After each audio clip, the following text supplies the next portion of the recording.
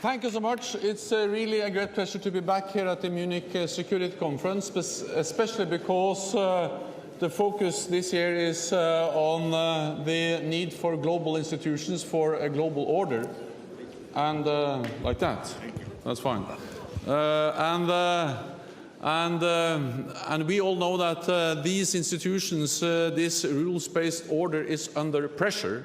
And therefore, we also know that when these institutions are under pressure, we also see more uncertainty and more unpredictability. And therefore, today, I will actually focus a bit on how we can deal with that unpredictability and the more unpredictable and more uncertain security environment that surrounds us. I will do that, of course, out of the perspective of NATO. And I also do that knowing that one way of dealing with uncertainty is to try to predict the future. At the same time, we know that to predict the future is extremely difficult. We were not able to predict the fall of the Berlin Wall. We were not able to predict the 9/11 attacks. And we were not able to predict the rise of ISIS. And I can also confess to you that I know that it's not only in the realm of international security that it is hard to predict the future. Because for many years, or not for so many years, but in my first job as an economist in the Central Bureau of Statistics in Norway, we tried to predict the oil price, and we were wrong all the time. To predict the future is not easy. What is therefore needed is not only to try to predict the future, but to develop strategies to deal with uncertainty, to be prepared for the unexpected. And when it comes to security, there are at least three essential things we need to address when we try to develop a strategy to deal with and be able to tackle uncertainty. One is strong multilateral frameworks, second, strong defense, and third, strong transatlantic cooperation. All of these help us to reduce risk and to cope with surprises when they happen, and they will happen. So first, we need strong and effective multilateral frameworks. After the destruction of World War II, visionary leaders created institutions that enabled countries to compete and cooperate peacefully, that covered everything from European security and arms control to monetary policy and international trade. They protected the weak from the strong, they ensured our peace and prosperity, and they have benefited us all, and they have been incredibly effective in meeting the needs of the people they served. Yet today, these institutions are under pressure. If we want them to be effective, to remain effective, we need to continue to reform and modernize them. That is why one of my main objectives in NATO has been reform, to make sure the alliance remains fit for the future. One important framework that has served us all very well is the nuclear arms control regime, which over many decades has dramatically reduced the number of nuclear weapons. In the early 1990s, the United States and the Soviet Union each deployed 12,000 long-range strategic nuclear warheads. Today, there is a limit of 1,550 warheads for each country. There were also almost 3,000 intermediate-range nuclear weapons in Europe. The INF Treaty banned them all and brought that number down to 0. But now the whole nuclear arms control regime is under assault.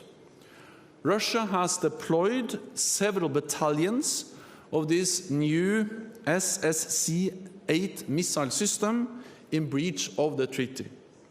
These missiles are mobile, easy to hide, and nuclear capable. They can reach European cities like Munich with little warning. They lower the threshold for the use of nuclear weapons in a conflict. At this very stage, at the Munich Security Conference in 2007, this was the place where President Putin first publicly expressed his desire for Russia to leave the INF Treaty. A treaty that is only respected by one side will not keep us safe. Then it's just a piece of paper. That is why, with the full support of all NATO allies, the United States has announced its intention to withdraw from the treaty. This will take effect in 6 months. So Russia still has a window of opportunity to return to compliance. We call on Russia to take that opportunity and to verifiably destroy its intermediate range missiles. The clock is ticking. We want Russia to return to compliance, but we are also preparing for a world without the INF Treaty and a world with more Russian missiles in Europe. NATO has already started this work, and I will not predict the outcome. But what I can say is that we will do this as an alliance, united and measured, and that NATO has no intention of deploying new land-based nuclear weapons in Europe. NATO will always take the necessary steps to provide credible and effective deterrence. While we remain determined to avoid a new arms race, we cannot afford to be complacent, and we cannot afford to be naive. And that brings me to my second point, the second thing we must do to deal with uncertainty, to continue investing in our defense. For centuries in Europe, conflict was our constant companion. The last 70 years of peace have been the exception and not the rule. We must never take peace for granted. After the Cold War, NATO allies cut their defense budgets, and that was understandable as tensions had fallen. But today, tensions are increasing again. And so for the first time in many years, we have started to significantly increase our defense budgets. This is the right thing to do to keep our people secure in today's world. Since 2016, NATO allies in Europe and Canada have spent an additional $41 billion on defense. And by the end of next year, that will rise to $100 billion. The money matters, and what you do with the money matters too. We have deployed combat-ready troops in the eastern part of the alliance for the first time, increased the readiness of our forces, modernized our command structure, stepped up in the fight against terrorism, and we are doing more to address hybrid and cyber threats.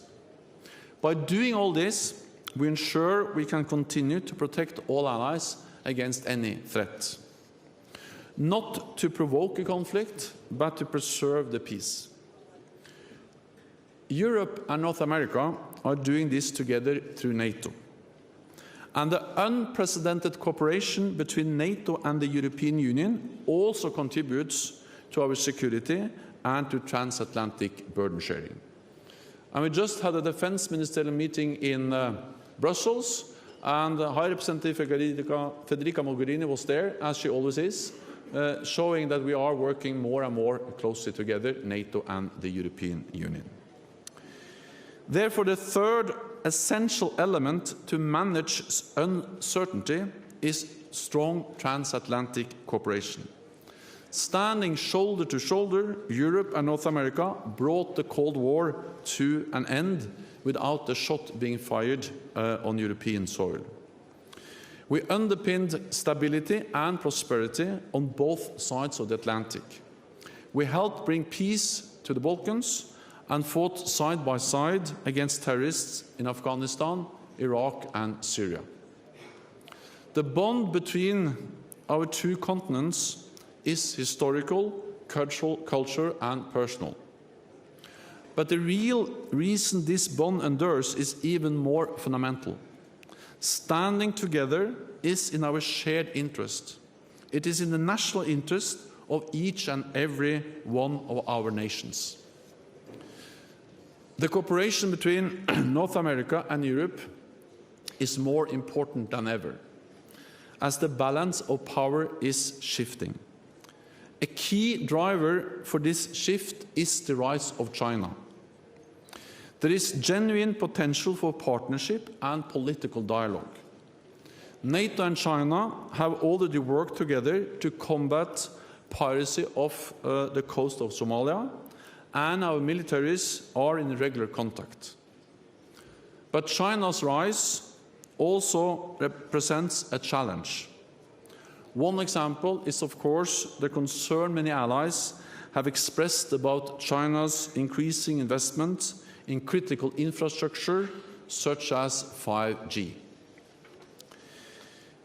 We have to better understand the size and the scale of China's influence, what it means for our security, and we have to address it together. Europe and North America are stronger together economically, politically, and militarily. We represent almost 1 billion people, half of the world's economic might, and half of the world's military might. A strong NATO is good for global security, it is good for the security of Europe, and it's good for the security of North America. NATO provides the United States with 28 friends and allies, and many more partners across the globe. Nobody else can count on that. Indeed, as you all know, the only time we have invoked our Article 5, our collective defense clause, was after the 9/11 attacks on the United States. Since then, hundreds of thousands of troops from European allies and Canada have served alongside US troops in Afghanistan, and more than 1,000 have paid the ultimate price. The strength of a nation depends on the size of its economy and the size of its military. But it also depends on the number of its friends. So it is vital that we continue to stand together to maintain our security in an uncertain world. If we maintain robust and relevant international institutions, if we continue to invest in our defense, and if we remain united, we will be ready to face the future, whatever the future may bring. Thank you.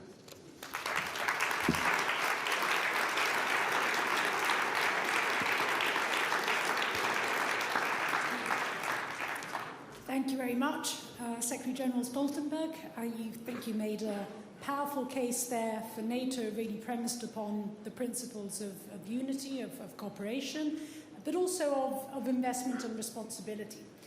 And if I may perhaps kick off this debate with a question to you, it really drives at the balance between that unity and cooperation on the one hand and responsibility and investment on the other. Now, the term unnecessary duplication has really been at the heart of the discussion about the broader EU-NATO relationship for years, in fact, for decades now. And as Europeans, though, we assume, and we have to assume, greater responsibility, because that indeed is the premise for a stronger NATO.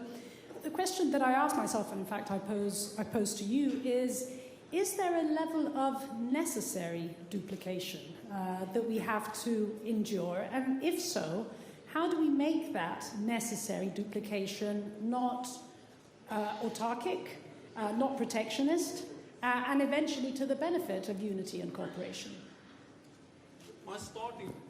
My starting point is the following, is that I have welcomed, I think clearer than any other Secretary General of NATO ever has done, the EU initiatives, the EU efforts on defense. Because I really believe that by developing new capabilities, by addressing the fragmentation of the European defense industry, by increasing defense spending. That will be good, of course, for European allies, for Europe, for the European Union, and for NATO. There is no contradiction. And therefore, also, I welcome, of course, closer cooperation between NATO and the European Union. And Federica is here. We have worked hard on how we can really lift that to a new level. And I think EU, NATO, member states, allies have been able to do that. That's great. But my message, and that's also the question about duplication, is that we have only a single set of forces, we have limited resources, and we cannot duplicate each other. The other message is that I welcome stronger EU efforts on defense, and I actually welcome stronger European unity, but European unity cannot substitute for transatlantic unity. And sometimes there is this misperception out there that EU efforts or European efforts on defense is something which is an alternative, can replace NATO. That's not the case. And I've used the number many times, but after Brexit, 80% of NATO's defense expenditure will come from non-EU allies. So it's in a way obvious that, yes, stronger EU efforts on defense are great, but it's not an alternative, cannot replace, and should not be presented as something which is, in a way, reducing the importance of the transatlantic bond, because we need strong EU efforts, but we cannot, the European Union cannot take the role of NATO in providing collective security and protecting Europe. This is partly about money, 80% of the defense budgets outside EU, but partly about geography. You know, with all respect for Norway, it's not a very big country, but an important country up in the north for, you know, the Arctic and the submarines and all that. In the south, Turkey is a key NATO ally in the fight against Daesh ISIL. And in the west, you have then US, Canada, and United Kingdom. So this is a part about money, part about geography, and the message is just to avoid any misunderstanding about the purpose of EU efforts on defense. Then I think duplication, as long as we don't do things which are undermining the strength of the transatlantic bond, as long as we complement the efforts of NATO, then everything is fine. Absolutely clear. Let me open this up to the floor, asking you also to introduce yourself before asking your question. Yeah. Thank you. Thank you very much, Konstantin Kosachev, the Russian Parliament. I will go back to the issue of the INF Treaty. Mr. Secretary General, we have reported the position of NATO on that, which you described as an unanimous support towards the United States of America and against Russia. The agreement is a bilateral one between Russia and the United States of America. And theoretically, NATO, as a military alliance, should have been, at least in the beginning, neutral, taking into account arguments and positions of both sides, both participants in the agreement.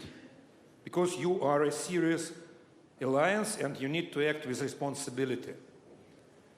My question to you would be, how many times and at what level the military, the technical experts from the NATO have consulted the Russian experts, military experts, studying their arguments, taking into account their positions, or you as an alliance, as the alliance, have just based your position on the recommendation coming from the second state, which is the member state of NATO, and politically it is quite natural that you support that. But again, my question to you is that how many times and at what level you have been studying the Russian argumentation in favor of the Russian position and against the American position before you have taken this unilateral approach in the alliance? Thank you.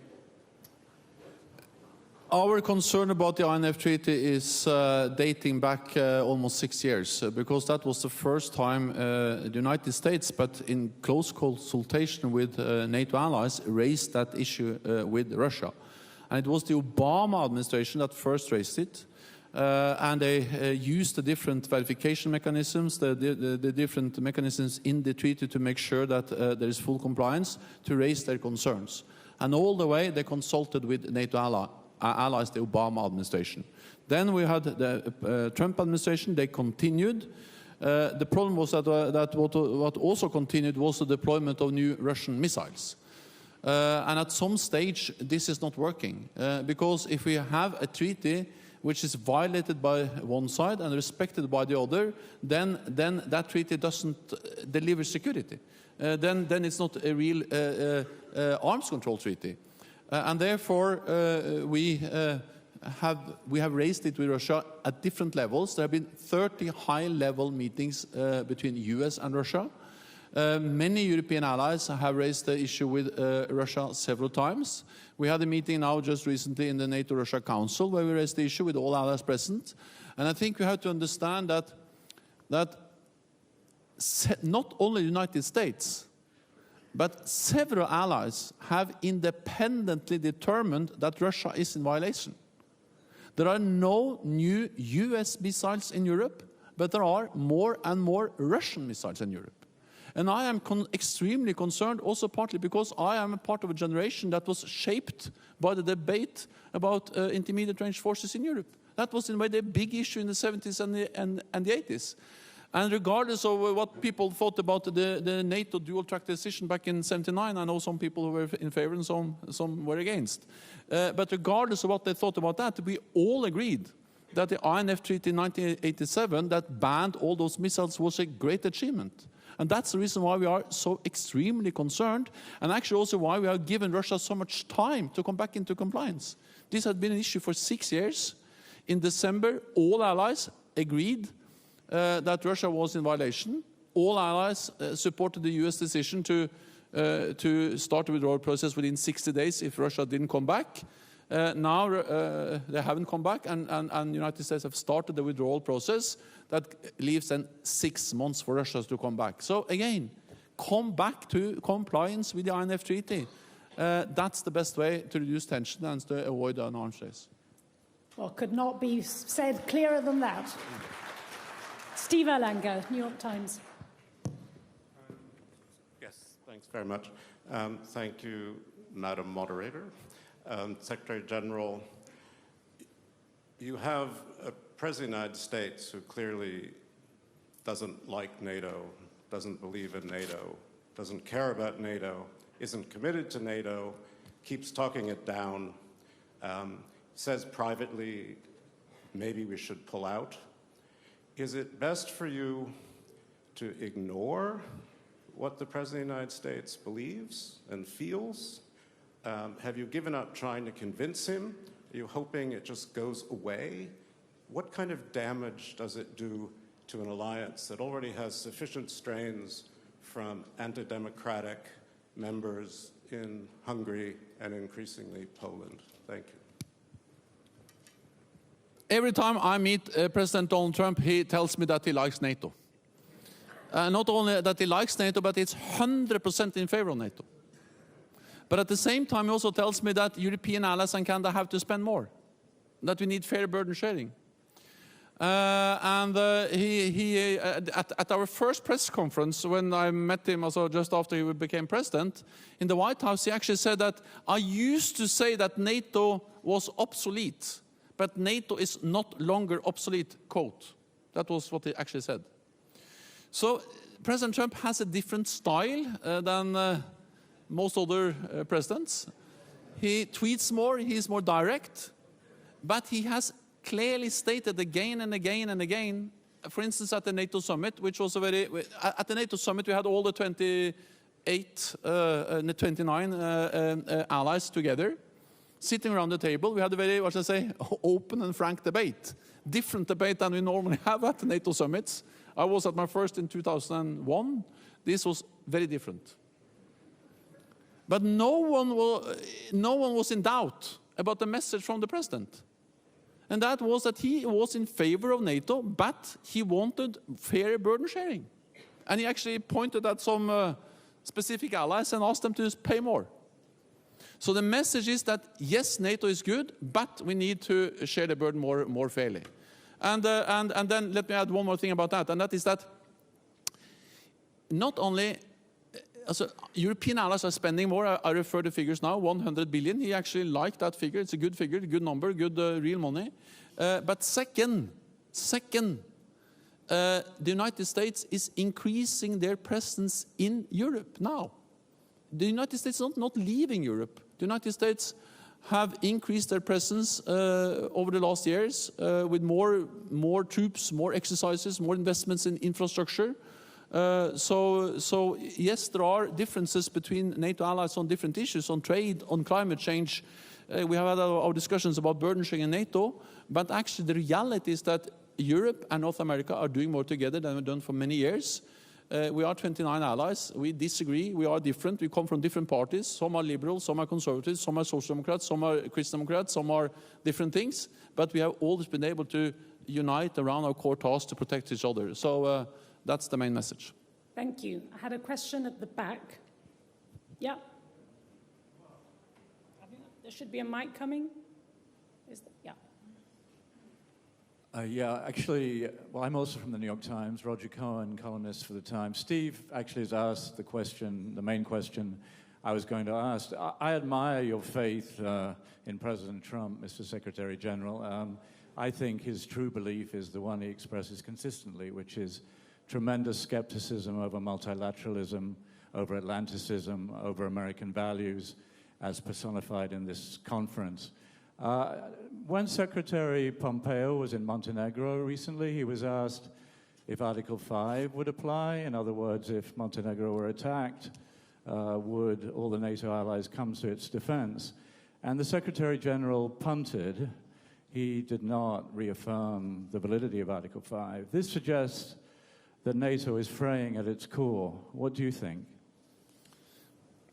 So partly the answer is the same, meaning that what we see now, again, I understand that there are differences and political disagreements within NATO allies and also about different positions by the United States. That's fair enough. I'm not denying that there are disagreements. My message is that despite those disagreements, we have been able to deliver strong NATO, that Europe and North America are doing more together, and US is of course part of that with President Trump. Because for me, actions speaks even louder than words, meaning that if you don't believe what he says, let's look at study what the United States is doing. And what they are doing is that you have to remember that, for instance, also after the end of the Cold War, the United States reduced their presence in Europe. That's true. The last US battle tank left Europe in December 2013. Now the United States is back, not with one battle tank, but with a full armored brigade. I've not seen that for many years in Europe. Now it's there. So for me, that's a very strong expression of US commitment to NATO. And to Article 5, and to the willingness to protect all allies. If they were not committed to NATO, to Article 5, why do they then increase funding for US presence in Europe by 40% since he took office? Why do they send in a new armored brigade? Why do they exercise up in the north of Norway and in the Baltics and all NATO territory? So, well, I accept that you have your opinions about President Trump, but there is an undeniable fact that there are more US forces now in Europe than there has been for many, many years. Thank you. Pierre Lelouch. Thank you, Nathalie. Monsieur le Secrétaire Général, a question from a former French minister who is old enough to have remembered in this very room the debate about the deployment of INF back in the early 80s, and how difficult it was. This was a time when French President Mitterrand had to talk to the Bundestag and say that missiles should be deployed in Germany, nuclear missile in Germany. saying that the peaceniks were on the west and the missiles were on the east. It was a very hard decision for the Germans, I remember this room at that time, and for the French as well, for everybody. That decision was made in the name of coupling. Coupling was a key word. Now, Mr. Secretary General, despite all your efforts, how do you sell coupling today when the US president says he wants to leave NATO? How do you sell it? Second, where do you deploy the missile? Assuming the Russians, who denies they violate the treaty, it is their position. So they will not go back to the table in the next 6 months. We all know it. They know it, we know it. What do we do next? And where do you deploy the missiles? Do you believe that there is going to be a crowd of countries ready to restart the debate of 40 years ago? Isn't it more reasonable for NATO to attend more urgent issues? For example, we have one member called Turkey who is now openly involved in the war in Syria at the very time when the US president wants to move out of Syria. It was a great advantage to Russia and Iran. Now, can you please tell me the coherence of all of this NATO stuff, which, frankly, I have difficulty in understanding? You are very right that one of the main issues that were discussed leading to the NATO decision in '79 was the issue of decoupling European security from US security. And of course, if that happens, then Article 5, NATO is not credible. So to link European security with European security has been, in a way, the core purpose of NATO since we were established. And you are right that that was the issue discussed back in the 70s and 80s. I believe that to link European security to North American security, that's partly about paragraphs, the NATO treaty, Article 5, but as I already have also said, it's also very much about actually what you do on the ground. And the best way of linking European security to North American security is to have Canadian and US troops in Europe. And I mentioned in my speech that for the first time in our history, we have battle-ready combat troops in the Baltic countries and Poland. We have never had that before. They're not very big, as around 1,000. But the strength of them is the following, is that they are combat-ready. And one battle group is led by the United States, the battle group we have in Poland. And then the other, one other is led by Canada in Latvia. So if some of these countries are attacked, NATO will be there immediately. It's not a question of whether to have NATO involved. We will be involved immediately because we are already there. So for me, it's hard to find any stronger message of coupling or not delinking than to do exactly what we have done the last years, to deploy NATO multinational troops in the eastern part of the lines. So that's part of the answer. The other answer is the following, is that it is, of course, in the interest of Europe to have a strong NATO, because US, Canada provides support. But it's also in the interest of the United States to have a strong NATO. I refer to 9/11 attacks. All allies came and helped US in Afghanistan. But the US presence in Europe is not only to protect Europe. The US military presence in Europe is also about projecting power beyond Europe, which has been in the interest of the United States for years. If a US soldier is wounded seriously in Afghanistan or Iraq, he's brought to Ramstein in Germany. The US Africa Command is not in Africa. It's in Stuttgart in Germany. So there is no doubt that the US presence in Europe is not only to protect Europe, it is also to, in a way, provide the platform for US security interests. So, and I mentioned also in my speech that NATO provides the United States with 20 8, soon 29, because the Republic of North Macedonia is now becoming member, friends and allies. And last time I was in the United States, they were very concerned about the size of China. Well, if you're concerned about the size of China, then it's a great advantage to have 29 allies and friends, adding up to close to 1 billion people and half of the world's GDP. So we are good for the United States. And I think the Americans understand that, at least they tell me so. The last thing you asked me about was, where are we going to deploy the missiles? Well, as I told, my message is the following, is that we will now assess what we will do. But I can tell you something about what we are going to do, meaning that we are going to do it together, not a bilateral arrangement. It will be something that NATO does as an alliance.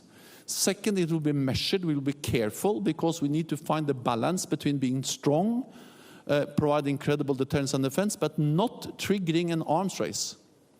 So we need to find that balance. And the third thing is that we don't intend to deploy new nuclear-capable missiles in Europe. And therefore, we don't need to find that country. Thank you, Secretary General. I really think this has been a fantastically clear, frank and candid debate, and above all, an extremely persuasive one. Thank you, Secretary General.